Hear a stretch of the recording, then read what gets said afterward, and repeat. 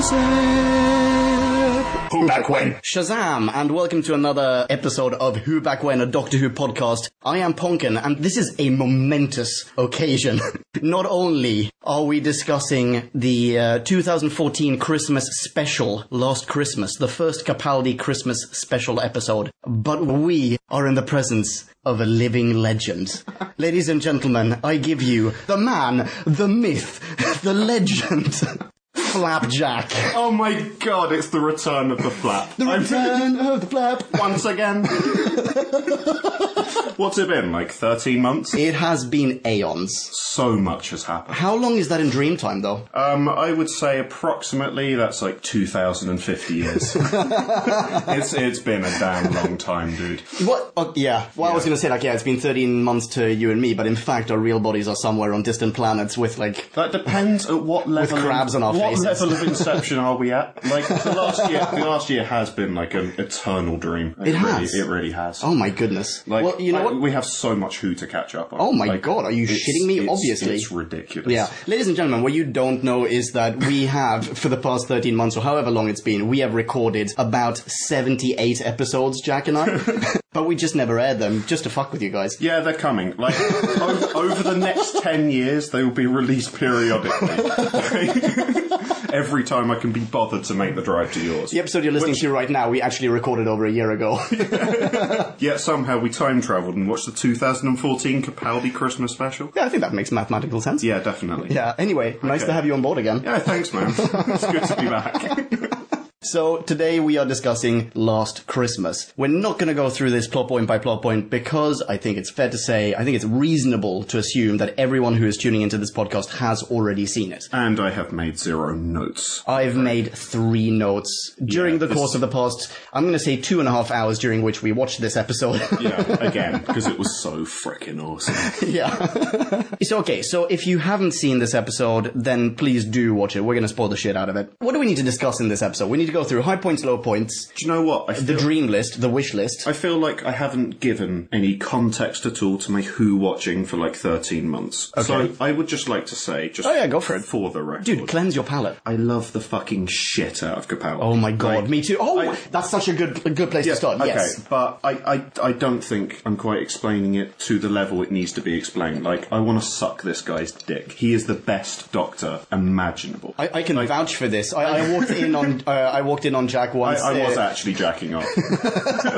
He was pounding one off to deep breath. Like, I just think it's the closest thing. I just don't understand why you were like strangling yourself at the same time. Yeah, I know. It just gives you that little extra high. That little boost. Yeah, no, it's just like a level you can't find without the asphyxiation. But never mind that. Like, so he's the closest thing to Hartnell that you could have in modern early days, Hartnell. Yeah. Early Hartnell, before he or like the BBC sold out and made him this cheerful granddad. Yeah, like we have arsehole Doctor back. Yeah. Like, and actually we have a moment in this episode where he actually does try and leave everyone in peril. Yeah, which is exactly. just like a nod to the past we have not had in eons. Like, Well, Capaldi has done it before, hasn't he? what? Try to leave everyone behind? Yeah, well, on like a deserted Iceland. Well, no, not that literally, With but things we have sucking their had faces off. No, but we have What a guy. Yum. But we have had Capaldi basically do the whole not my problem kind of shtick, right? Yeah, that's true. He's done that in almost every episode, in fact. Oh, in fact, what's the episode where he allows Clara to decide whether to save the Earth? The Moon episode. Yeah. Yeah, he leaves Clara to decide whether to save the Earth or not, or whether to save the Moon or not. Yeah, but you know what? That's not him it. saying, I don't give a shit. That's him saying, it's not my place to decide. Okay. That's him saying, you are a human, this is humanity's fate, it's up to you. Does he normally say that? Like, No,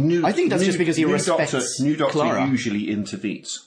Like, yes. he is the world policeman. Yeah. Capaldi is not a world policeman. Capaldi is like, I mean, I don't even think he has an agenda, which is what the Doctor should be. He shouldn't have an agenda. He's just a weary traveller. I think weary is the wrong adjective in this case. Well, he's an angry traveller. He is, yes, okay, So, fine. He's an angry traveller. I think Capaldi was set off really well in the first episode with one line, which was, "Don't look in that mirror, it's furious." Yeah. Like, I think that's... Because he's just massively angry. That says absolutely That's his everything. temperament. Yeah, perfect. That is essentially it. But okay, I just wanted to lead off with that. But it's not just to give some context. Yes, but it's not just... Yeah, and we'll round off this little Capaldi wankathon in a moment and then jump into the special, but it's not just, in my mind, the Hartnell reference is not just him going, screw you guys, this is not my problem, you deal with it. It's also him disregarding people. Like when he goes, I don't remember your name, like I just deleted you.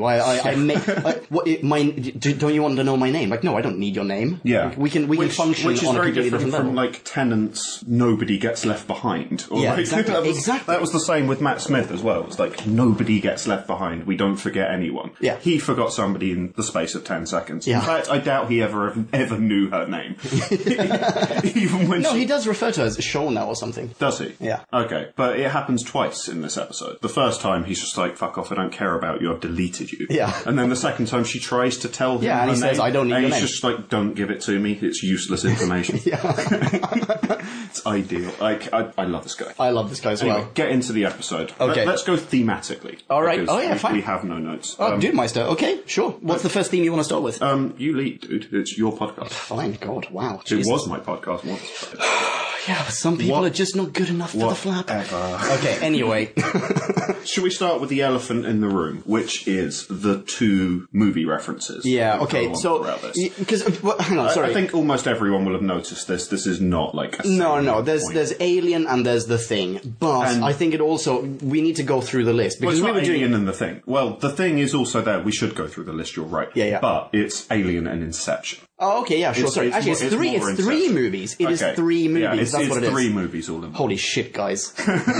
This is insane. We will get to the list. You have no idea what the list is yet. Or maybe you do. Yeah, they probably do. Yeah. Dude, don't underestimate the audience. Alien and Inception. And The Thing. Okay, and The Thing. Yeah. The Alien thing I think we can write off. They completely... Well, no, okay, let's... When we get to the list... Should we start? Should we start with the list? I was just about to say, let's start with the list. In fact, wait for it. Check this out. Screenshot. I'm way ahead of you, buddy.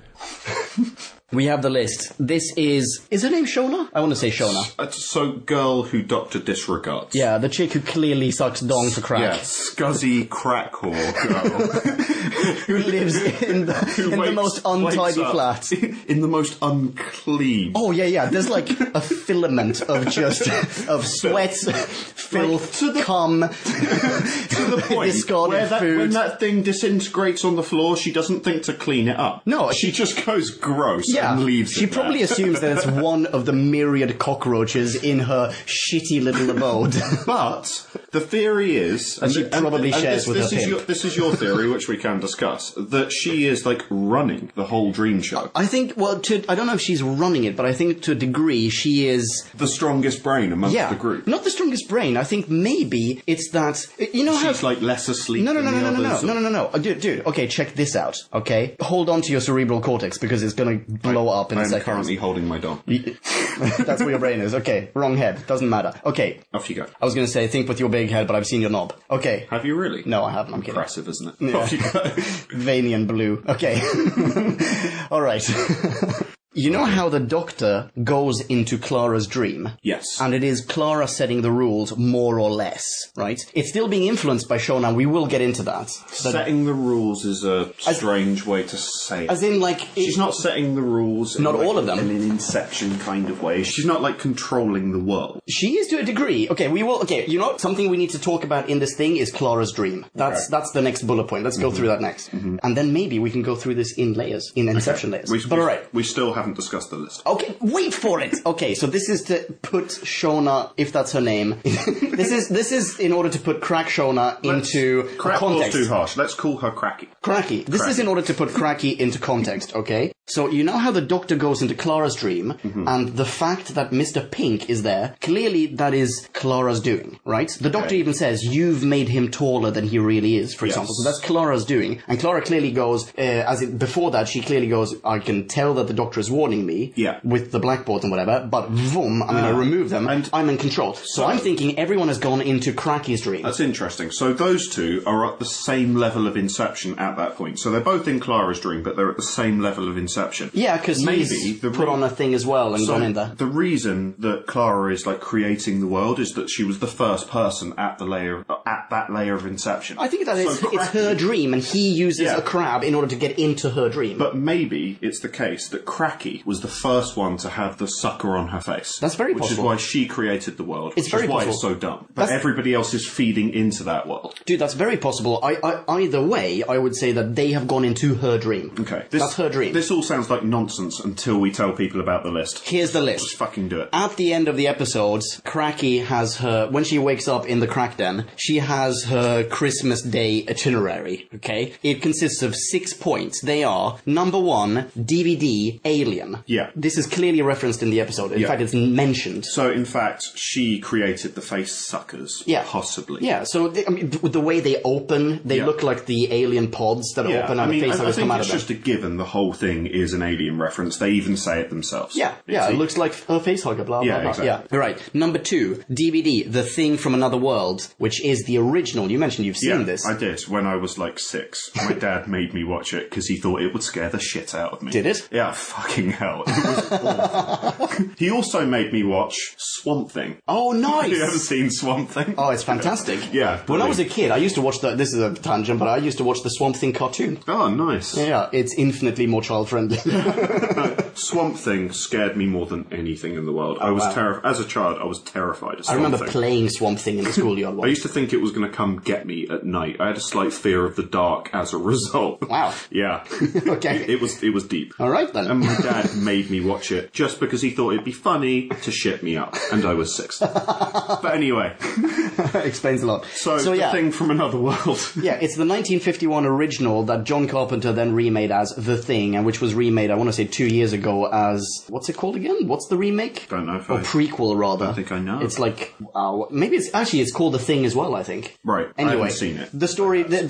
everyone's seen... Well, most people, everyone except for you, has seen the John Carpenter version, and not the 1951. Yeah. John Carpenter's version being the one where Kurt Russell runs around in the Arctic. There's a station, like a scientific base, whatever, and they found an alien life form in the ice. They wake it up, and it then slowly but surely infiltrates and takes over the group, which is very clearly what's happening here as well. They even say they found these little facehugger pods asleep in the ice. Yeah, so again, number 2, she has created the whole narrative for the story. Yeah. Number 3 is an interesting one. Yeah, Dad comes round. Yes, which... yeah, go for it. Well, it's a second level of Inception thing, but in Clara's Dream. Yeah. When she's kissing Danny. Yeah, and not banging. Yeah. When she is not... Let's phrase that differently. They're sitting there in silence, not banging. In PJs, not a single one is fiddling with the other's junk. Even though she knows it's a dream, she's only going to get a limited amount of time with him. Yeah, she knows that she's dying. They started off in daylight. She woke up in the morning. Dude, they woke up in the morning, and when the doorbell rings... all day. Yeah, it's true. It's nighttime. Yeah, they've spent all day not fiddling with each other. But anyway, they've been sitting together for, let's say, at least 8 hours. And only at that point do they try and have a kiss. Like a gentle little kiss. At which point the door goes, and she thinks it's her dad. Bingo. So this is now because number 3, list. Dad is coming round. Yeah. And that has filtered into Clara's second level, or actually, as it turns out, third level, Inception. Which kind of makes sense, because the rules of the dream in which you are having another dream must still apply. I suppose so. Yeah. I think that makes sense. Follow down effect. Yeah. So.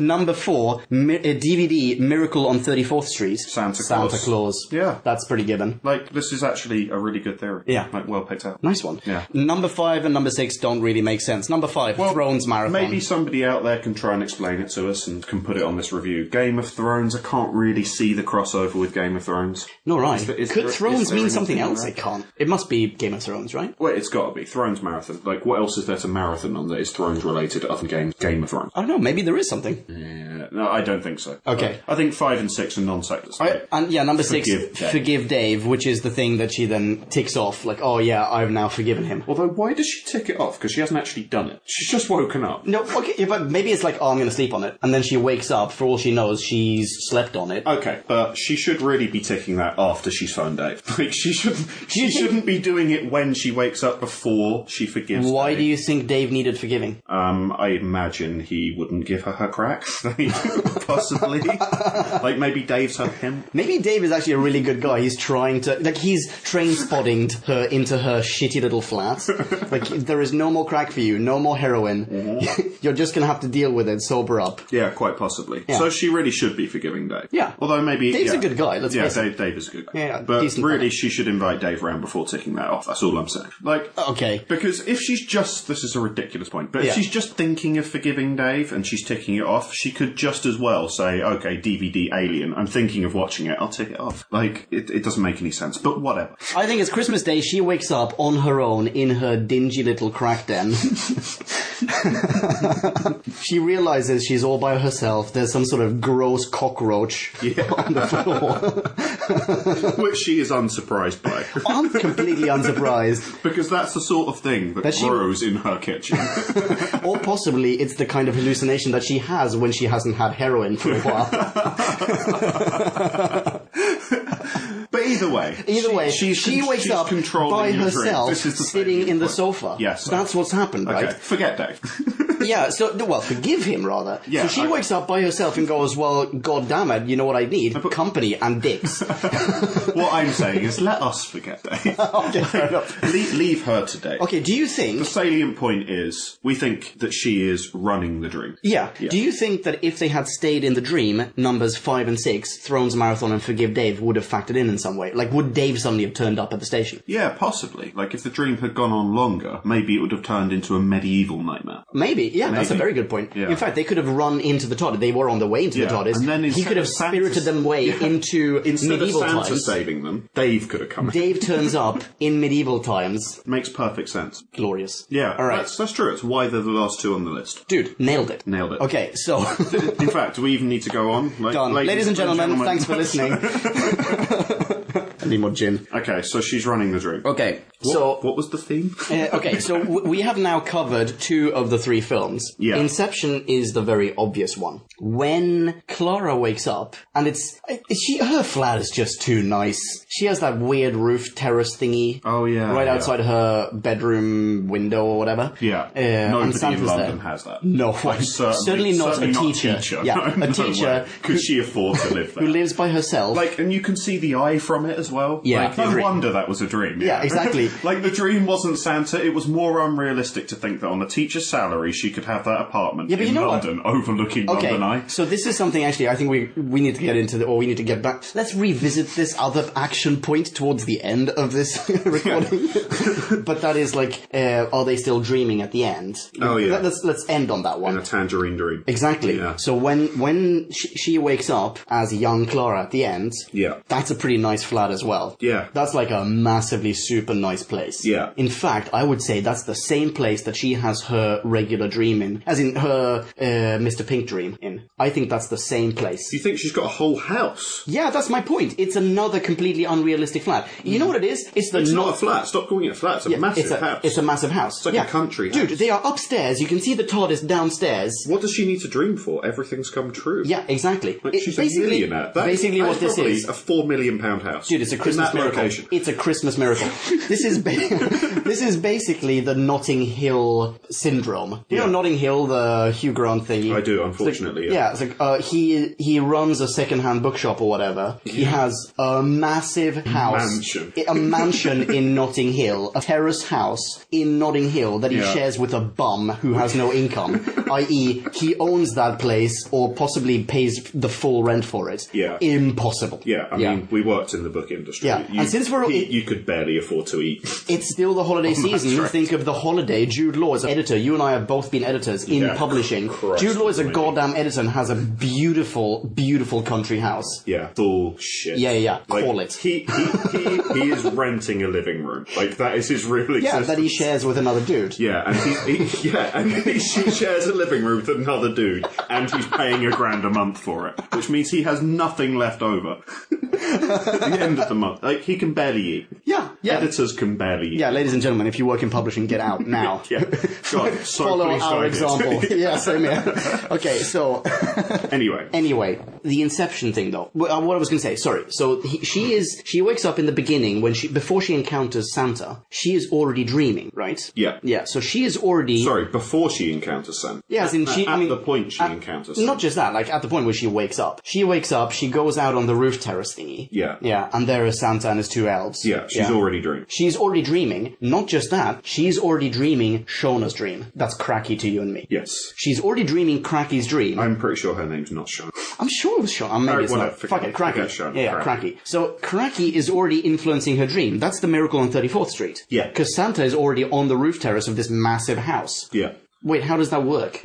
She hasn't met Cracky yet. So, at the point that they were explaining why it was Santa, yeah, my initial thought as to why it was going to be Santa is because who else would be involved in everybody's collective consciousness? Not the doctors. That's the thing. Not the doctors. Yeah, but the doctor knows who Santa is. Yeah, but he wouldn't automatically go to... Santa is one of the few people in the world who everybody has heard of, which is why he's like the binding fact. Like, they could... And it's Christmas Day and whatever. Yeah, I mean, who else could you think of, like, that everyone would know? I mean, how many it is Christmas. They could have dreamt of, like, Jesus. You've only got... One of them maybe celebrates Kwanzaa. Maybe they're in the world, who has everyone heard of? Elvis. Other than Jesus, Elvis, Muhammad, Hitler, and Father Christmas. Can you imagine how different this would have been if Hitler turns up? That is a brilliant dinner party, by the way. Can you imagine that dinner party?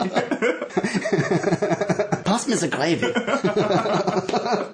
Okay, so you could argue that... Okay, all right, hang on, wait. I need to back up and ask a question. Sure. What are the freaking odds that on two completely different planets, possibly different times, because they have said this as well, like the doctor says, that we may very well be in different times. Although they did look more or less the same time. They looked all present day. Sure, but you don't know where the doctor is, or rather when the doctor is. What are the odds that the doctor, outside his TARDIS, God knows where he is, he's on some... Do you know where he looks like he is? Do you remember when he goes into himself? Threw the keys into the fire? Shit, yes, you're right. It looks exactly there. Oh, it does, you're right. I actually thought he'd gone back there. I thought it was going to be like this massive loop. Because that didn't really happen, if you remember. Yeah, I remember. Like, Clara was drugged. Yeah. Like, was she drugged? What had happened to her? Why was she... He put her in some sort of... Yeah, he put her in some sort of lucid state where he wanted to see what she would do because she was so upset because Danny was dead. Yeah, exactly. It looked like he was there, anyway. It did, yeah.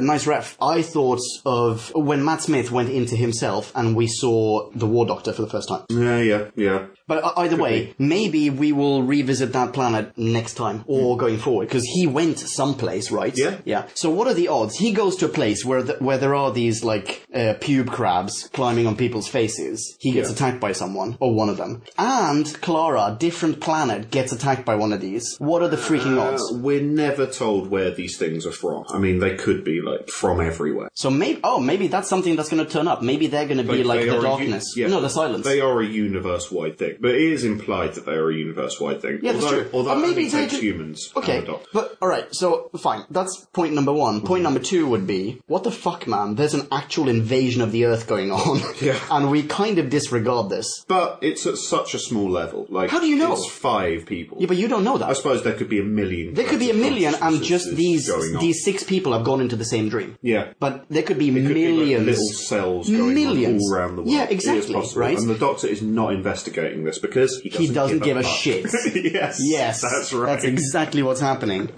Okay, so there is that. But do you reckon that the pube crabs are going to return as some sort of silence equivalent? No, I think they're a Christmas special. Okay. Like, I think that they are just a literary device, is what they are. Okay. Alright, sure. Question number 2. Yeah. Or possibly 4 at this point. So the pube crabs, they look like face huggers, right? Yeah. They look like face huggers, so they are a manifestation of Cracky's dream. That's right. But when the Doctor wakes up, in fact, when all of them wake up, they still look like face huggers from Alien. Yeah, that's true. Yeah, that is true. But that nicely segues us into the next point. Are they still a dream? Yeah. Because basically the tangerine at the end, you said, when we were watching this just now, it could be that Santa Claus is real. Yeah, exactly. Because Robin Hood was real. Yeah. Well, I reckon it's kind of like the spinner at the end of Inception. I was thinking of the spinner. So you can tell. So the spinny thing spins, and you can look at the way it's spinning and work out whether it's real or not. The tangerine, but you can't really, because the tangerine, you can squeeze it, so you can see how ripe it is, and if it's at the right level of ripeness, you know it's reality. Like, how squeezy is my tangerine? I've had a nickel for every time I've asked someone that. So, what do you think? Do you think they are still inside a dream, and that's why we're seeing Alien? Like, could this be an overarching theme that will lead us into the next series? Well, that's one of the things that I am wondering. As in, that's one of the reasons why I'm asking, do you think that they are a recurring alien? As in, this phenomenon. I reckon they don't look like puke crabs. They look like something else. I think we will never hear about this again, and it will not be explained. It will be a little bit like, do you remember that one where the trees were taking over the Earth? Yeah. That episode. Yeah. Where that girl just appears from the bush. Yeah. And it's just not explained. Oh. Where the fuck has she been? Why is she under the bush? What the hell's going on here? I think they're just going to leave it there. She has been travelling around the country sucking dongs for heroin. I know. It's been months. She hasn't been hiding under that bush. And fuck, why did nobody see her under the bush? Never mind. It's not the point I'm trying to make. The point I'm trying to make is I think it's going to be one of those bullshit things that they just leave dangling there. Like, it's not going to recover. Do you mean like the dongs that she's been jerking off? Yes. This poor girl, who's basically given herself this weird nomadic lifestyle, turned herself into a homeless person and is now, jacking off truckers in order to just have a warm bed for the night. That episode, by the way, made no sense. It made no sense whatsoever. Yeah. Still a good episode, though. I thoroughly enjoyed it. Watching it, but I mean, it was absolute bullshit. Yeah, I think possibly... Okay, we're not going to go through season 1, because, ladies and gentlemen, spoiler alert, that's happening in 2015. But similarly, for reasons we'll get to, this episode is kind of bullshit. It's an incoherent sci-fi drama. I don't think so. I think it is. I don't think it's massively incoherent. I think it's trying to... It's trying to do more than which I hadn't thought of. Why are they still alien creatures? Yeah. If the alien creatures are a construct of the dream, why are they still aliens in real life? Unless it's still a dream. I don't think it's... I'll take it up a notch. I will take it up a notch. Oh, yeah. Yeah, hold on to your dong. Check this out. I always am. I can confirm this. He is holding his dong right now. Okay, riddle me this, Batman. When Santa turns up with the... I can't even remember what they're called. The dream crabs, anyway. Yeah. The puke crabs. The specimen? Yeah. Puke crab. Yeah. It's in this plastic cylindrical container. Yeah. With some writing on it, whatever. It says specimen. Yeah. It is the exact same container that the doctor then brings to Clara's room at the end when he sonics it off her face and pops it in there. It's the exact same container. Okay. So, what are you drawing from this? Well, I can only think of two possibilities. Number one being that the container in the first place, as it was introduced by Santa, was actually introduced by the Doctor in the dream. Yeah, because it's his specimen jar. Yeah, that's one possibility. Possibility number two is they're actually still dreaming, and that's almost like a clue back to the dream. Possibility number three. Hit me. Nobody actually thought that through. Yeah, it's also very possible. It's just like, here's a specimen jar. Yeah, but we'll just reuse the same. That's true, but the biggest knee into the groin of sanity in this episode is the fact that the facehuggers are still facehuggers when they wake up. Yeah. Because they shouldn't. They should actually look like something completely different. I wouldn't be surprised if, let's say, they wake up and there are Zygons there. Maybe Zygons isn't the best example, but Zygons, they put you in this weird stasis, whatever. If we continue the doesn't matter. It could be some other alien that has put them into a trance state. But if we continue the alien theme with the Zygons, so those suckers in Alien are the children of aliens, right? They are. Really? Yeah. They're the children of the Queen alien. Yeah. But they're not the children of xenomorphs. Okay, I can't quite remember, but in Aliens, do they grow into aliens? Or are they completely separate beings from aliens? They're completely separate. They latch onto a human being, lay an egg inside of you, then they die. Yeah. And that egg then grows into an alien. Yeah, you're right. Because the alien bursts out of your Exactly. chest. Right, okay.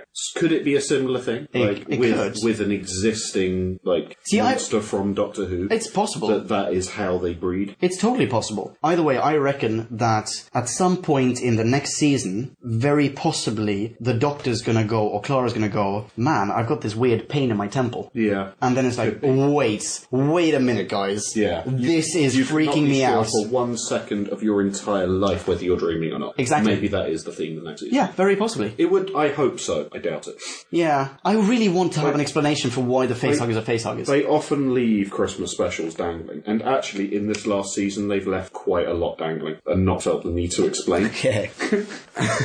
They're not going to tie this loose end up. Very possible. Is what I reckon. Yeah, maybe that's actually kind of... that's one of the shticks with Christmas specials, where it's like, oh, this is pure entertainment, we're not going to take it too seriously. Yeah. So, I'm going to say, in answer to the question, I don't think they are still in a dream. I think the tangerine is just like, oh, it's Christmas. Yeah. And like a little bit of a schmaltzy, like little wink. Santa is real. Santa's in town. Yeah. You know, I think that's all it is. That is definitely the more likely alternative, but it does tick me off a little bit. I do hope you're right. Okay, here's another question for you, and we both asked this question to each other whilst watching it. Yes. The facehugger pube crabs, when they dislodge, or are dislodged, they die. This makes no sense. It makes no sense. So why, when the four whatevers are walking around, why do they try to dislodge themselves and then attack everyone, like Clara there and are Doctor? There are a few things that are wrong with that. So presumably these things need to eat brains to be alive. That's how they live. Yeah, but they haven't eaten all of the brains exactly. there. They've hardly eaten any of the facts. Yeah. Like, nobody has died from facehug. No. Yeah, no. they have psychological trauma, like neurological trauma. But there are hours to go. Like, they have not even started the sucking process. Why would they...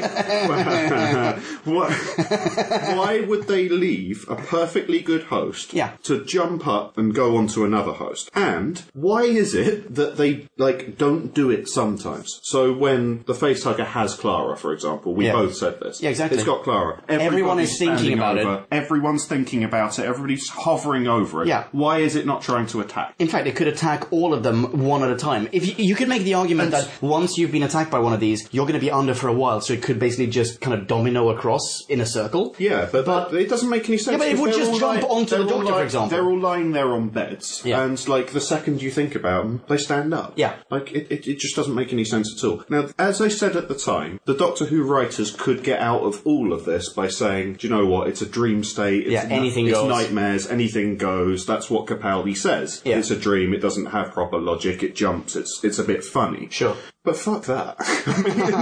I mean, seriously, fuck that. Like, you can't get out of everything. You can't, have no logic to these creatures just because of that. Because otherwise, it's like relativism. Like, nothing matters. Nothing exists in reality. So why try and think of the logic of anything? Fuck that. That's no way to live your life. It's no way to live your life. It is no way to live your life. You can never explain anything. In theory, yes, we know nothing about these facehuggers. Because the only time we see them in reality is when they're falling off at the end and being destroyed. So we know nothing about how they actually function. And I still argue that may not even be reality. But whatever.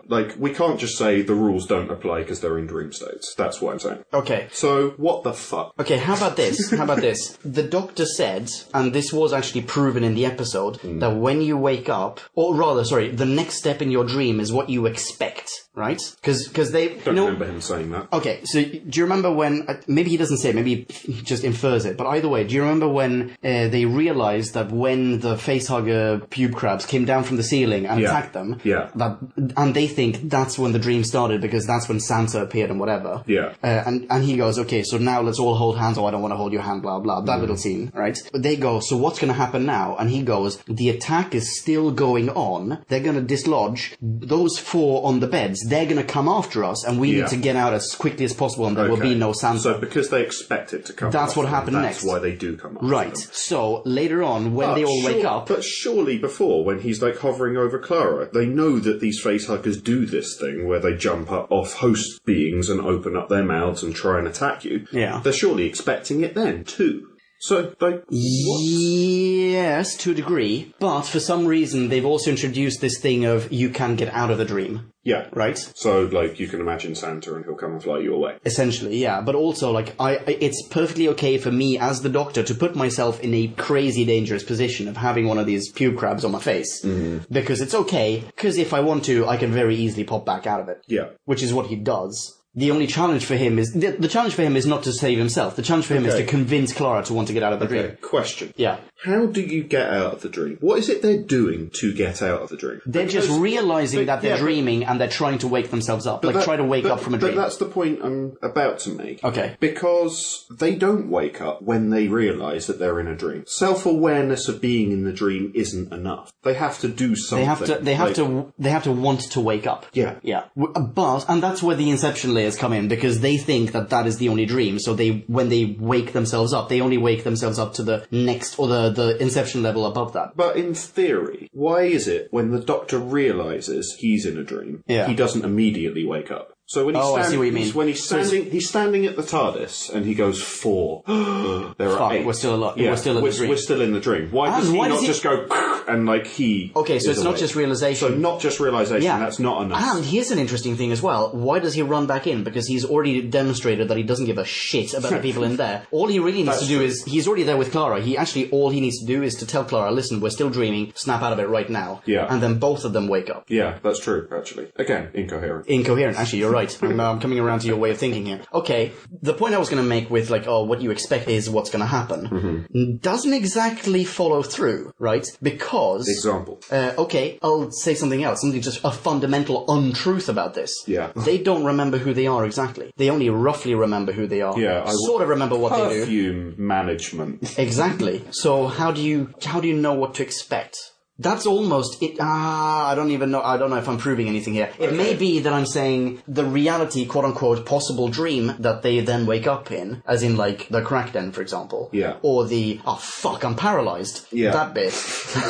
Oh, it's so mean. But you are reminding me of another thing that occurred to me during this episode. Yeah. So I think the writers are trying to imply to us that those people, so the woman that woke up in the wheelchair, Cracky, the perfume sales girl, they're all actually waking up in reality. But Clara is not waking up. But Clara and the Doctor are still in a dream. I think that is exactly what's happening. Which implies that they are all at a different level of Inception. Well, Clara and the Doctor are at the same level, but everyone else was at a different level. Clara and the Doctor are at the same level of Inception. You know what else makes sense? And the others are at a different level of Inception. Yeah, you're right. Yet they are all sharing the same dream at the same level. Does that mean that Cracky is actually also asleep because they are still in Cracky's sub-dream? What, and that's why they're still seeing aliens? Yeah, So exactly. They're still facehuggers. They're actually stuck within Cracky's dream right now. Yeah, Cracky is somewhere ODing on heroin. They are... Yeah, oh god, this is like the worst person's dream to be in. Yeah, this isn't... They're not even aliens. This is just a heroin come down. That's all this is. That the Doctor and Clara are stuck in. That's so powerful that it's sucked in the Doctor and Clara. Okay, I think I can actually prove this further. I can prove this further. Yeah. When everyone else wakes up, they don't remember what they just dreamt. Yeah. But Clara and the Doctor both remember. Yeah. They both remember. The Doctor wakes up and the first thing he says is like, oh fuck, Clara! And then he remembers to go there. She wakes up. There must be something going on. Yeah, and she wakes up and remembers that she was old. Do you know what? I can accept that the Doctor can remember because he's not human. Yeah. And he is. But Clara's just like Cracky and everyone else. She's just like everyone else. Yeah, she's just like wheelchair woman had no idea that she wasn't in a wheelchair. Yeah, exactly. Like, maybe for a split second. Dude, she has a name. Okay. I don't remember. Let's not refer to her by her disability. No. Scottish lady. Let's go with Scottish. Scottish. Oh, we had this conversation. I think so. Was she always couldn't remember. No, wait. Lines. Sexy lady. Sexy lady. Sexy lady. Let's call her sexy lady. Yeah. So sexy lady didn't remember. Yeah. Although, actually, wait, I take it back because for a moment there she tried to stand up. Did she? Well, she tried to get up and it's like, oh yeah, I'm in a wheelchair, and then she rolled herself away. Okay. Like off screen. Yeah, I'd say right? for like a split second. So for a split second she does remember, but she clearly doesn't remember everything that's happened. Like she looks at the ground and sees this weird pile of ash. Yeah. Doesn't react. She doesn't go like to her granddaughter, like, what the fuck is this? And like You come to my place for Christmas and you've dumped this massive pile of ash on my floor, no presents for you. And Cracky sees it. She's not even scared. She's just like grossed out. Yeah, exactly. But she clearly doesn't remember anything because her first instinct is to go, yeah, yeah, I forgive Dave. Now I'll rent the DVD. Exactly. Right? She thinks no more of it. Yeah, but Clara remembers that she was old. In fact, she's panicking. Like, am I young? Am I young? Although, so they are time travelers. Things are different for time travelers. This has been done before in previous episodes. So just because of all the why is it Clara temporal remembers... energy she's... Why is it Clara remembers things and no one else does? It's because she's a time traveller. Okay. Which is just like a shitty get-out clause, but maybe that's it could be like a TARDIS by-effect. Yeah, she's done so much time travelling that actually she can remember everything. She's in her own, like, temporal sphere. Deus Ex Machina. Yeah, exactly. Yeah, okay. Bullshit. So, let's get back to everybody's at a different layer of Inception. Okay, I like this. So... Go for it. Well, I don't know what I'm going at, but... What about the other people in the whatnot? So one of the dudes... Oh, sorry, the dude, whatever his name is, the perv. Oh, the rapey guy, yeah. Yeah, the rapey dude, he dies in it. Yeah. So he wakes up somewhere dead. Well, he doesn't wake up. Presumably. Oh, yeah, possibly. He has his brain sucked out. Oh, maybe that is what happened. Okay, so here's a question for you. Well, we're never shown, like, anything after that. Yeah, so what happens to the... To rapey guy? He must No, just be dead. to the pube crab.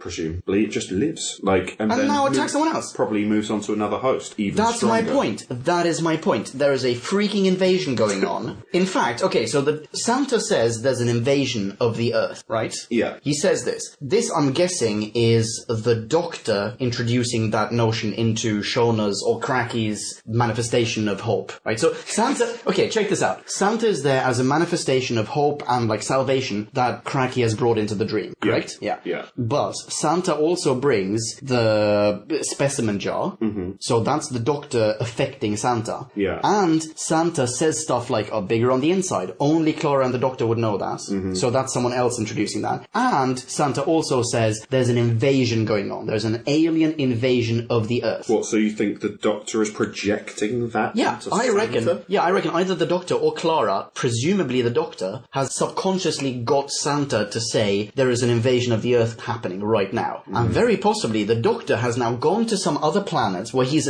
coincidentally attacked by a pube crab, right? So maybe he went there. That's why he's there. Yeah, so maybe because exactly. he's investigating Exactly! Precisely what I was going to say. Maybe he's investigating this, he's figured it out. Fuck, man! Gotta get back to Clara, see if she's still an old bird. Boom. Okay. Right? There is nothing to suggest that this is a mass invasion, though. No, but it's clearly something that shouldn't be ignored. Maybe it's just a natural occurrence of the universe, which is why the Doctor just wants to leave it alone. He's heard of them. He's not surprised by their existence. Okay, but check this out. He's perfectly happy for a few of them to be left in the North Pole. Okay, but check this out. Sucking on a few people's faces. Okay, hot. And also, check this out. Remember the episode, what was it called? Day in School? Whatever it was called. When he... Yeah, Wade becomes the janitor. Exactly. Yeah. Fantastic episode.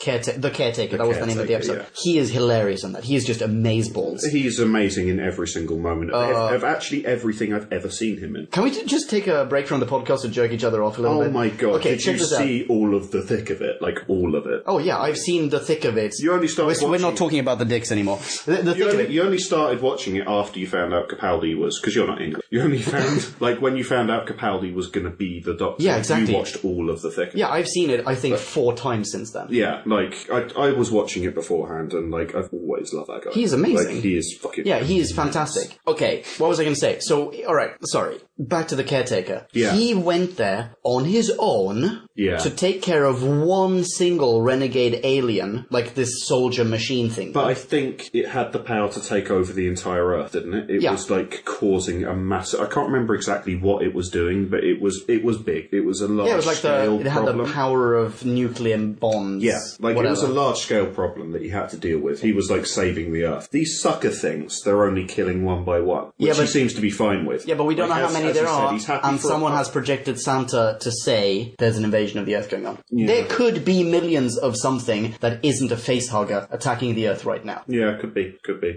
I don't think they're going to go anywhere with it, though. Okay, yeah, sure. I think that was just for dramatic effect. As Christmas specials go, how would you rate this? I think, apart from the odd moment, it was less schmaltzy than most Christmas specials. I think it was actually... There was the yippee-yay motherfucker moment at the end. Yeah, but no, I thought that was really sweet. Like, I think it was... to seem like a, little school schoolboy. He'd regressed into Yeah. a schoolboy state. It was quite nice. That scene was both wonderful and a little bit too much. Like, a little bit over the top. But, like, let's think of other Christmas specials. So What about the Titanic one we with have the Kylie? Titanic with Kylie Minogue. Yeah. That was pretty schmaltzy. It was very schmaltzy, but it was still good. It was good. Oh, yeah, I really enjoyed it, but it was like one of those with a message. It was like, what is the overriding theme of that Wait, episode? hang on. It's like... it was a companionless episode as well. You can't choose which ones to save. Yeah, basically. Because that would make Now let's crash into the White House or whatever it was. That was also a regular companionless episode. Because Kylie was like the de facto companion for that one episode. Yeah, who had we just had? Catherine Tate? Yeah, I think so. Yeah. Ugh. Fuck off, I really liked her. Yeah, you and JD. Yeah, I think she really worked. I did not like her as a companion. As sidekicks go, I'd say she's one of the better ones of New Who. Oh man, I can actually see JD clapping his hands now in agreement. I thought she was actually really good. Oh, I hated her. Hated, because I haven't talked about New Who at all on this podcast. Yeah. I fucking hated Aggie Freeman. I thought she was me too. Dreadful. Yeah, I agree. I absolutely agree. Awful actress. I'm a doctor. Fuck off. Yeah. Like, I'm sorry, I don't believe it for a moment. Leave me alone. Yeah. Yeah. No, I hated her. And then when she came back later and was all like military and strict, she was even worse. Like she was. Yeah, because you know what it was? Just like, I am not going to take you seriously. No. Yeah, because it was not a good enough actress for because me it was to the take you made-for-TV military force that never works. Yeah, it never works. Horrible. Yeah, it was awful. No, Freeman was terrible. Okay, didn't like it. Compare Tate to Freeman. Like, oh God, it's like what do I want? Gonorrhea or herpes? I'm not sure. I really don't know where you're coming from. I actually don't. I thought she was funny. I thought like it was light-hearted, and I thought her heart was in the right place. She was approaching time travel in the right way. I don't know, bubonic plague or a dynamite. Stick a dynamite in my nostril. I think she made Tennant funnier. Like I think. Yeah, by comparison, because she wasn't funny at all. The chemistry between them made him funnier. Okay, I'll tell you what. Okay, dude, this isn't the Catherine Tate podcast. No, however, I will say I am perfectly open to the idea of changing my mind when Who Back When gets to her. Completely open to the idea. Cool. But right now I'm going to say... for another episode just to shoot you down. Well, I'm hoping that you'll stop by sooner. But I will say, my memory of Catherine Tate, holy fuck, I want to get rid of that memory of Catherine Tate. Dude, you are actually wrong. Well, that's fine. I was actually wrong about Eccleston. I'm completely prepared to be actually wrong about Catherine Tate. So, anyway, just quickly on Eccleston. Yeah. I really like Eccleston. He's the worst of the new Doctors, though. I agree. Yeah, he's definitely the worst. But you know what? We haven't had that many. No, we haven't had that many. Alright, okay. Listen, dude, say what you want to say about Eccleston, then let's get back to the Christmas special. I don't have that much to say. It was simply a case of, like, when we were recording early Who Back When. Yeah. Oh, man, the golden years. Like, yeah, the golden days. It was actually years ago. It was. But you were always really down on Eccleston. Yeah. I always said I really liked him. Yeah. The caveat... And in fact, you actually said, and I think that's a quote, I think you've just quoted yourself, I think you said, you are actually wrong. Yeah. Yeah, and you were right. Yeah, it's one of my stock phrases. No, all I wanted to say was that I wanted to add a caveat to that. Although I really like Eccleston, he is easily the weakest of New Who Doctors. I completely agree with you. That is nothing to do with Eccleston being bad. That is the other three being immense. Yeah, and possibly also the writing. Yeah, possibly the writing. Maybe. Right. I think, like, New Doctor was finding its stride at the time. It needed a proper actor to bring it back. I think Eccleston did that well. I think he segued old Who into New Who well. Completely agree with that. But he's still the weakest Doctor. Absolutely agree. Like, the writing hadn't found its stride. I guess that is part of the reason. Fine. Sure. Yeah, okay. fine. Anyway, End back to Eccleston Christmas. debate. Dude, what did you think of Santa? Nick Frost. So, like, as we discussed as we were watching the episode, I think that the reason Santa's a chaff is that he's being brought in from Skaggy Girl's imagination. Like, that is the only way she can imagine people, is Skags like herself. Do you think she literally pictured Nick Frost? Maybe she did. Like, maybe she is a massive Simon Pegg fan. Like, maybe she just watched Shaun of the Dead. Yeah. Maybe, yeah. Oh, by the way, actually, maybe that was her Christmas Eve viewing schedule. Maybe she was just watching. It's not on her list. She's having No, that was Christmas Day. We didn't see Christmas Eve. Oh, I see what you're saying, yeah. Maybe she was watching Shaun of the Dead. Yeah, maybe. The night before. Go through the Cornetto trilogy. Yeah. Yeah. By the way, we've now had, I think, 3 actors from Spaced on Doctor Who, on New Who. Yeah. In fact, we've had 2 of them in Capaldi. Yeah. Because we had Simon Pegg with Eccleston, right? Yeah. And we had the guy who plays Tyres in Into the Dalek. and the bicycle messenger dude in Spaced. He played the really angry military dude in Into the Dalek. Anyway, and we've now had Nick Frost. Yeah, and I didn't answer your question. I really liked Santa. Yeah. Me too. I thought he was a really good Santa. I thought he was great, and there were some moments where... you like Nick Frost, right? I fucking love Nick Frost. Yeah, absolutely. As in his collaborations with Simon Pegg, that's where I really know it from. That's what I was really happy with the Santa we got, because I remember, in the previous episode, we were shown that it was going to be Santa. Yeah, I was a little bit worried at the time. My boss actually said to me at the time, this is going to be a real pussy of a Christmas episode, is what he said. Okay. And, I could see that happening. It's going to be like a schmaltzy, fucking Santa. How Christmassy is this going to get? Yeah, this is going to be a children's version of Doctor Who. It's going to be one of those saccharin-covered, Holy shitballs, I've got a question. It wasn't at all. I actually thought he was pretty funny. And okay. That's because it was Nick Frost. Yeah. Okay, wait, hang on. Remind me after I've made the following point that I've got a question for you that pertains directly to Santa. Oh, wow. Yeah. What, do I still believe? Is he real? No, I'm joking. No, okay. No, Dude, of course he is. Yeah, obviously. Alright, so I was going to say, I love Nick Frost. I think he's a super hilarious actor. But I say that based on what I've seen him in with Simon Pegg, and I love Simon Pegg, and I love what they've collaborated on. Mm-hmm. There were moments in this Christmas special, and I pointed them out on a couple of occasions while we were watching it. There are moments where, holy Jesus balls, is he Nick Frosty. Yeah. He is super Nick Frosty. Yeah. The little hand gestures, the little jazz hands that he does now and then. It just screams Nick Frost. Yeah. Loved it. Loved every bit of it. And he was great. And I'm so pleased that he's now part of the Whoniverse. Yeah, I used that word. I just used that word. Really? Has that come up before? Whoniverse? Yeah. I think that might be a first for me. It's invention. Well, it's not my invention. Okay. Yeah, people use it. Yeah, might be the first time I've used it. Good word. Thanks. But I think he is that way because Skaggy Girl is dreaming it, and there's that moment where she wants to squeeze his face. She gets angry with him. Yeah, I will mark you, Santa. My Little Pony. I will mark you, Santa. Yeah.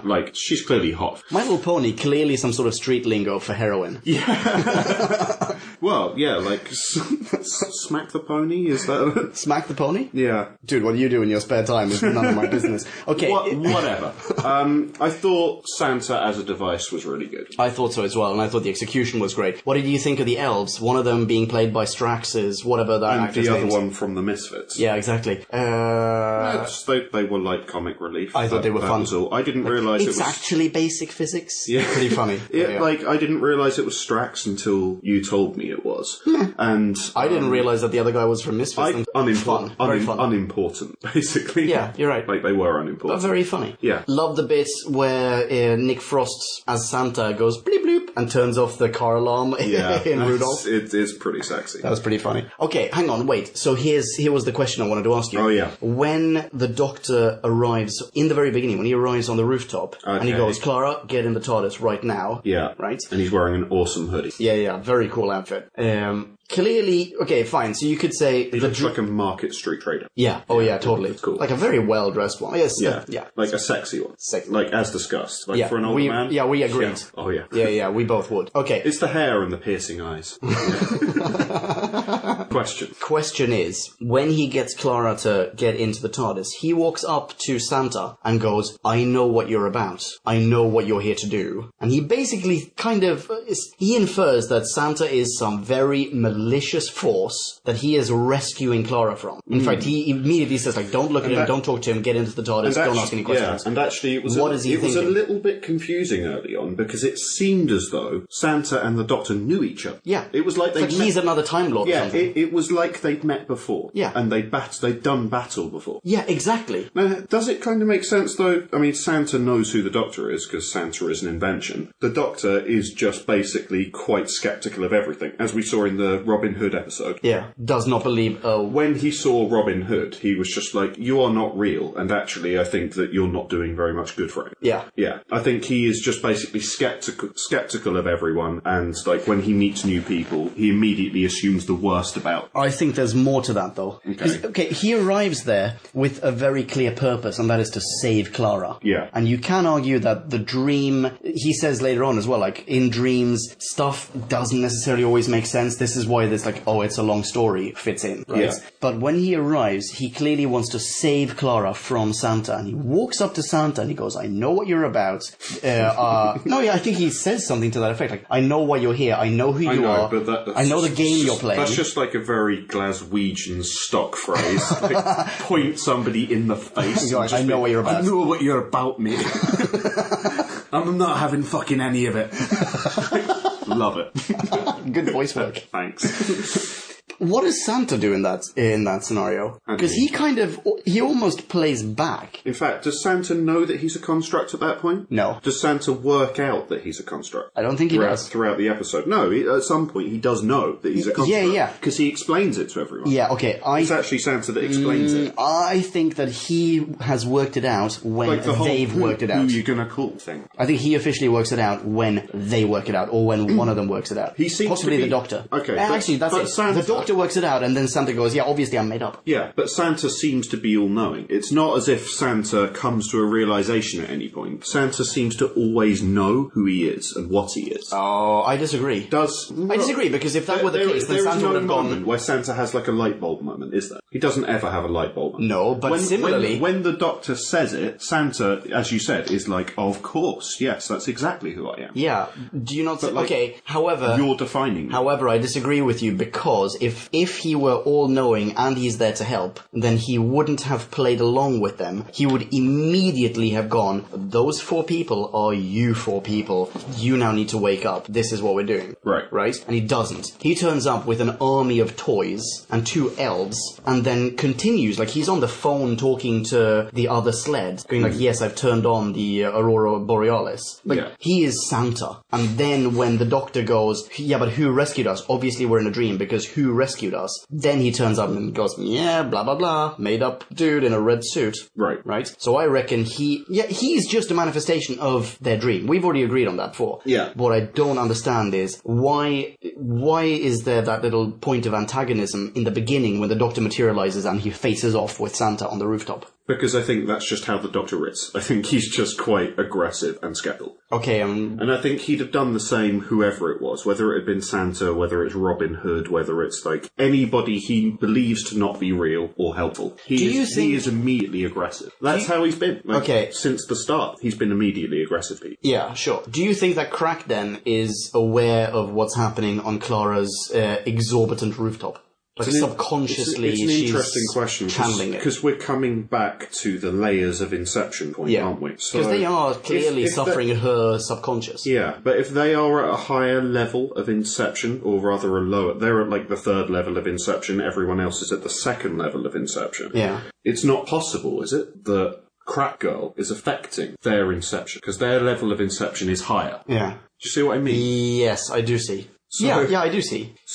Perhaps. Wait, hang on. Are they not? They are on the. Dude, wait. They're on the same level. They're on the same level. They're just in a different part of that dream. No, they're not on the same level. They are on the same level because they don't wake up in the North Pole. They don't fall asleep and then appear in the North Pole. They just get in the TARDIS and then get out of the TARDIS in the North Pole. Yeah. They travel there in the TARDIS. They don't like sleep or wake up there. If that makes sense. But they're already... And Santa just flies there on his reindeer. He doesn't, quote-unquote, go through layers. Okay. I think Santa only exists on one layer. No, wait, that's wrong. No, that's Santa exists wrong. on... Yeah, you're right. Santa exists on many levels. He exists on every level except Clara's dream. No, I'm trying to think back. But they're at a higher level of Inception because Clara is already asleep. Like, she's already fallen asleep once before she gets to that bedroom where Santa is, outside. Yeah, but when she wakes up in that bedroom by the fact that Santa's outside, there's not a face hugger next to her. No, there's not, because she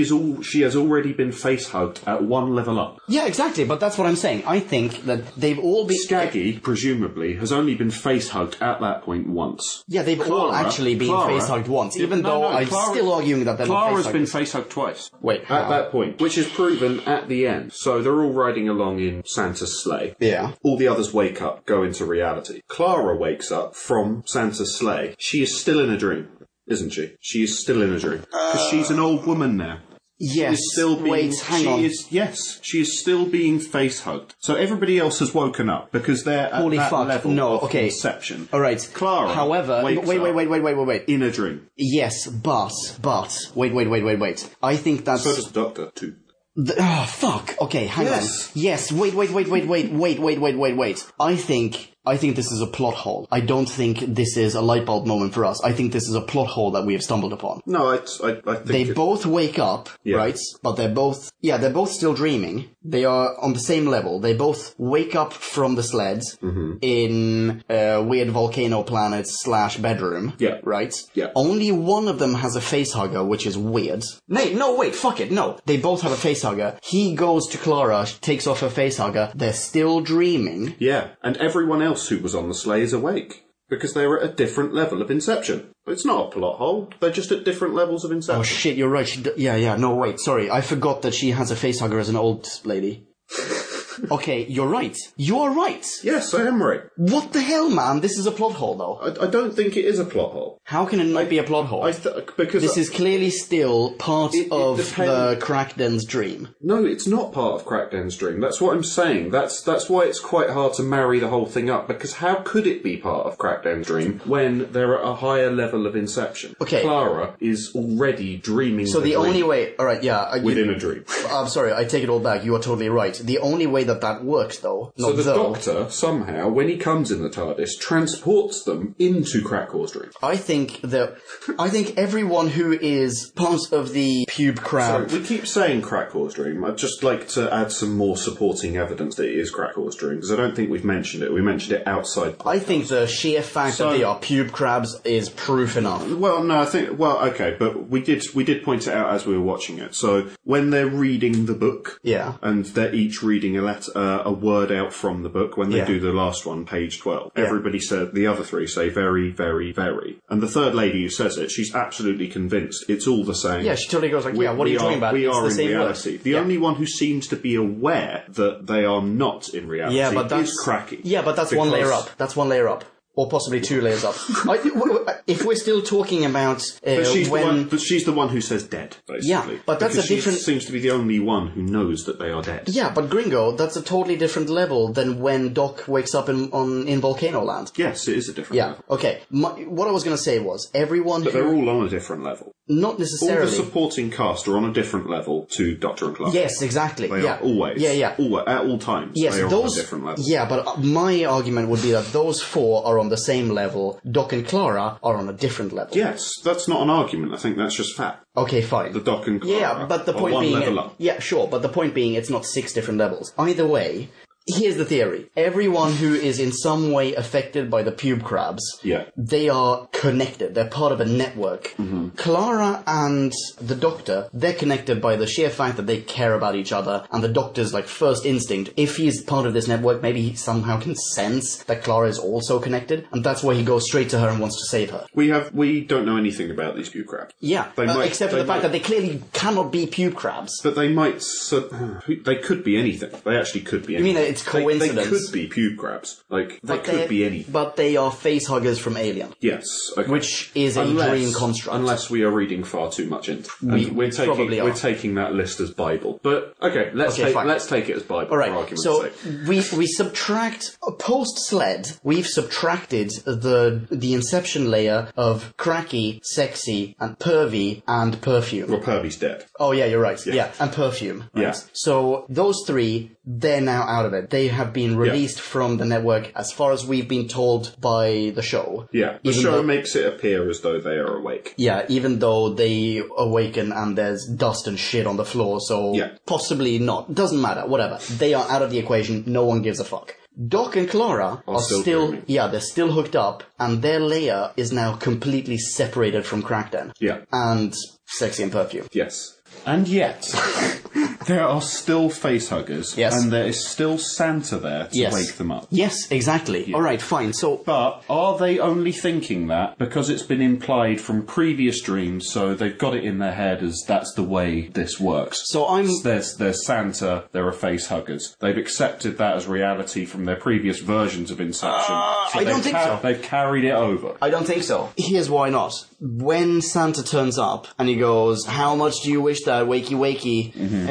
They are both mega, super duper, uber surprised. Yeah. Yeah, they're both surprised. They do not expect this. No. Right? So, is this residual Crackden, or is Crackden actually also still part of this? Crackden has woken up with a facehugger next to her in the same way that Doc and Clara... Well, the same way that Doc woke up with a It's true. facehugger. They could all still be asleep. Yeah, which means... and possibly only Doc and Clara are now awake. In fact, possibly. Which would mean that those three are all dead. Yeah. Because they're never going to realise they're in a dream. Yeah, exactly. So they're just lost. Yeah, or which all the of them are. Doctor doesn't give a shit about. No, but also possibly they're actually all still dreaming. Yeah. Yeah, as in Doc and Clara may also still be dreaming. Yeah, they could be. But it seems to us, as per the discussion we've been having, that the Doctor and Clara were at one level higher in Inception. Yes, but... It looks that way. Yeah. It may be the case. I don't think so now. That they are all at the same level of Inception. That's and what the I'm other not thinking. three are simply dead. Yeah, that's what I'm not thinking. Well, either dead or, like, essentially doomed. Which is a pretty grim end to the episode. Yeah, have a Merry Christmas, guys. And makes the Doctor look like a total dick. Because he doesn't want to help. Like, he is a massive twat, but that is okay. I like that. But you'd think that would at least occur to the Doctor. Yeah, you're right. Like, you think he goes to himself, oh, fuck. Yeah, but he also did say, like, these pube crabs, they sort of coddle you. They make you think that everything is fine and that you're happy and whatever. Why would the Doctor think that? Because the Doctor... This is like a super happy ending. The Doctor never actually came to the conclusion that we have come to, which is that it's Crackden's dream. Yeah, because possibly... And you would have to come to that conclusion to realise that everybody else was actually still asleep. Yeah, but possibly this is the pube crab getting them to feel safe. Like the pube crab tells them, you've now woken up. In the exact same way that the pube crab told them or convinced them that they had woken up when Santa arrived. As in, like, sorry, when they on that occasion. Yeah, when they didn't want to hold hands and whatever. Yeah. The pube crab made them think that, okay, we've now woken up. It's safe. Yeah. Right? Possibly the same things happen now. In fact, that's it. Henceforth, everything that happens in Doctor Who is actually just a dream. Yeah.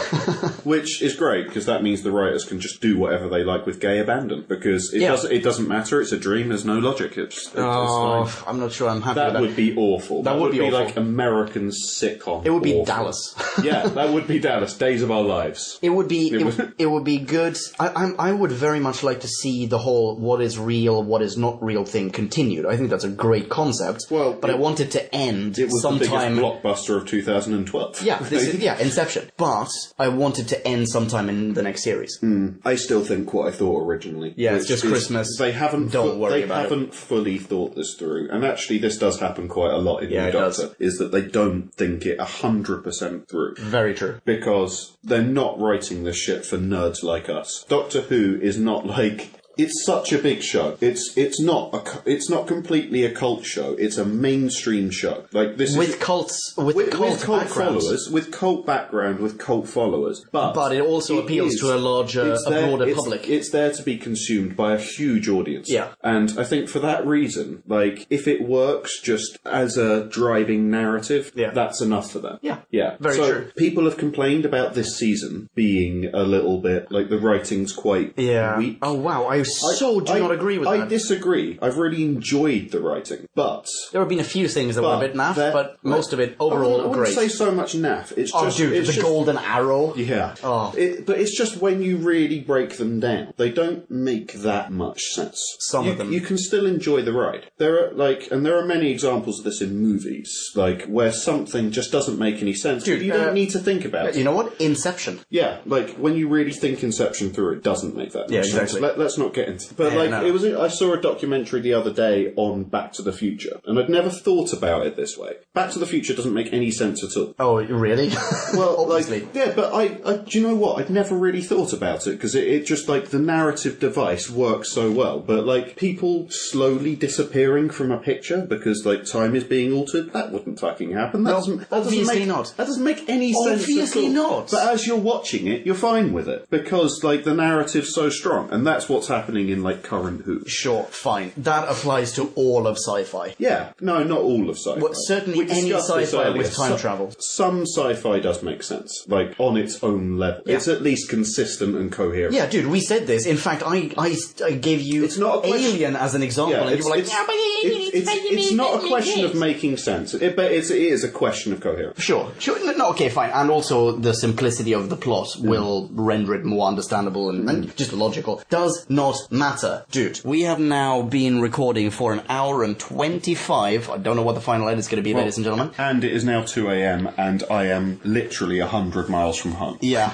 Yeah. The Flap Hammer has joined me here in Oxford, and he needs to head back to London. 100 miles. Okay, anyway. Let's round this episode off. Okay. You know what? Rate this episode. What did you think? Am I rating this as a Christmas episode, or am I rating this as just any Doctor Who episode from, the New Who era? I like that question. That's a good question. Do both of them? No. Because you have to rate it within the... Okay, ordinarily I would say rate this as a Christmas special, because it's... you know what? No. Here's what I want you to do, okay? Check this out. I want you to rate this as a Doctor Who episode, but within the context of Christmas. And then I want you to compare it to other Christmas episodes. Is it better than X or worse than Y? Right. Let's first then just have a little discussion, because I'm trying to remember more Christmas episodes. So we have the Titanic one with Kylie. We have the tree one with Smith. We have the tree one with... What happened in the tree one? Lots of living trees. There's a wooden king, whatever. It's kind of bullshit. It's the forest of something. Okay. That might be on the X scale. What else have we had? There's the Matt Smith goes and see... Is it Matt? Yeah, it's Matt Smith. He goes and sees some chick who's only awake one night. Oh, yeah. I actually saw that episode the other day. Oh, really? Yeah. It's kind of bullshit. There's... it was quite good. Michael Gambon was in that one. There's the Tennant's first episode, Christmas Invasion. Yeah. Actually, I really liked Christmas Invasion. Yeah, we recently reviewed it on Who Back When. Christmas Invasion was a good episode, actually. Okay. I think this is infinitely better than Christmas Invasion. Okay. I am going to give this a 3.9. Because I hugely enjoyed it. And do you know what? We have had a massive long discussion about it, which was actually pretty interesting. Yeah. And intellectually challenging as well. Yeah, agreed.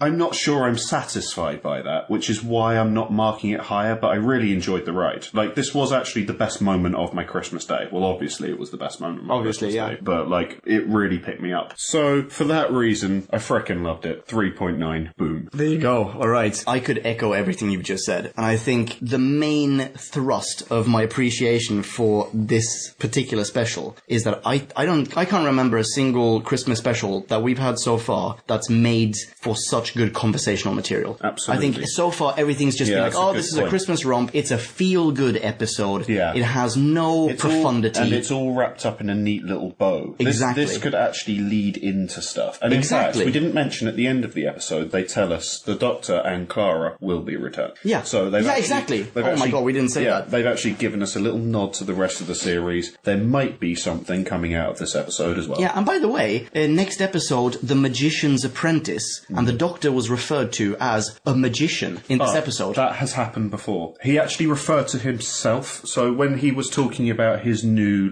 dress that he was wearing, he was like, I was shooting at, something magician. But I came out with magician. Oh, there you go. So he's already said it himself. Interesting. He is dressed as a magician. Interesting. Yeah. This could be companion material, maybe, that we come up with. Possibly. Either way, it's going to be fantastic. And yes, you're right. We didn't say this at all. Clara's back. I'm happy about that, by the way. Yeah, me too. I'm very pleased. I like Clara. Minus Danny Pink, who I don't think either of us really respond to. We're not huge fans. I think hate would be too strong. I don't hate Pink. No, I don't hate him, but I'm glad he's gone. Yeah, same here. Okay, dude, wait, hang on. Christmas special. So all the other ones, they lack profundity, or most of them lack profundity, and this one made me think, it made us talk, it's a great episode. I like the funny movie references. I like the Inception layers, blah, blah, blah, blah. Nick Frost, great. Santa, much better than I expected, to be honest. Yeah. Much better. Thought it was going to be a pussy episode, but it was not. It was not. It was not. In my opinion, this was a better Christmas special than every Christmas special thus far, with one exception. Namely... Time of the Doctor, the 50th anniversary. I have to give it that because it was the 50th anniversary. It's not just a Christmas special, though. It was a Christmas special, though. Yeah, it was a Christmas special with so much more. Yeah. And I have to say that I liked that more in a way, but also I actually did, and it was such an emotional moment at the time, and all that blah blah blah. Yeah. It was amazing. Yeah, it was great. Loved it. Shazam. I'm gonna give this. God, yeah. Okay, hang on. I'm marking this down solely because there is potential for so much here not to make any sense whatsoever. Okay? Yeah. I'm giving this 4.3. Wow, that's huge. That's what she said. That is a huge number. Maybe we need to watch the next season before we can actually give this a mark. Yeah, it's possible. Actually, you know what? Let's revisit this. Do you know what?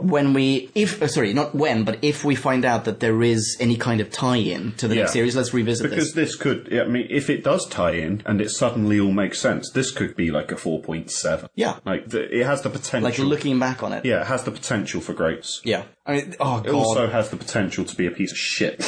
I would disagree. It has the potential to... Okay, at the very least, this is much better than the Kylie episode. This is better than Voyage of the Damned. This is better than Runaway Bride, in my opinion. JD will probably disagree. I liked Runaway Bride. There you go. All right. But then again, I'm a Tate fan. What can I say? Yeah, no one's perfect.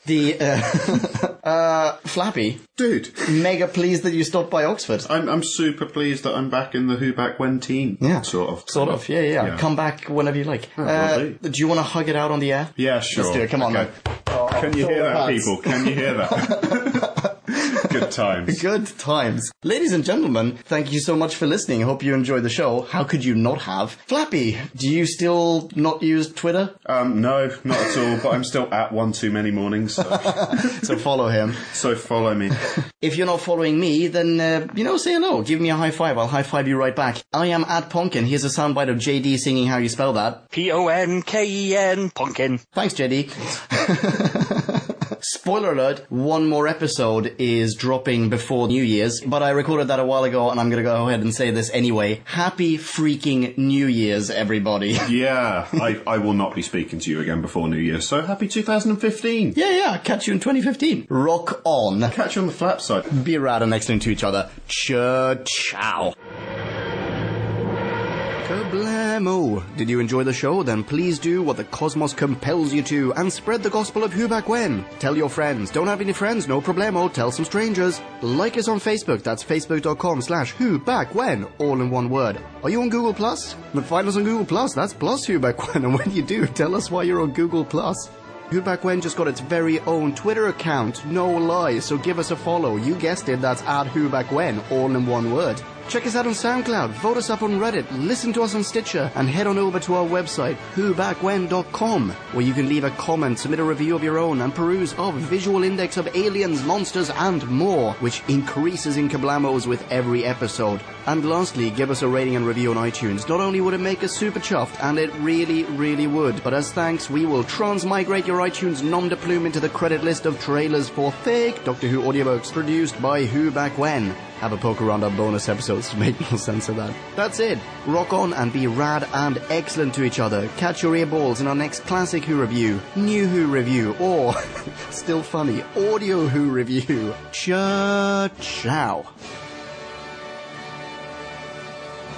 Who Back When?